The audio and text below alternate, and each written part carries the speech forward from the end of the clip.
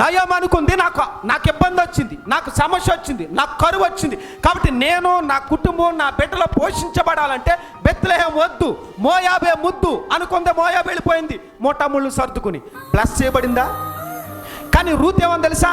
నేను ఇష్టపడినా పర్వాలా, నేను ఇంకో చోటకి వెళ్తే ఇంకో భర్త దొరుకుతాడు, బిడ్డలు ఉంటారు, హ్యాపీగా ఉండొచ్చు అని అనుకోలే. నీ దేవుడే నా దేవుడు, నీ కష్టమే నా కష్టం, నీ ఇబ్బందే నా ఇబ్బంది, మరణం వరకు నేను వెనక్కి రాను అని వాగ్దానం చేసింది.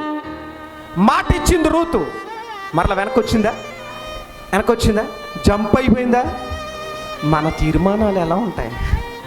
చాలామంది ఆవేశంతో తీర్మానాలు చేసుకుంటారు.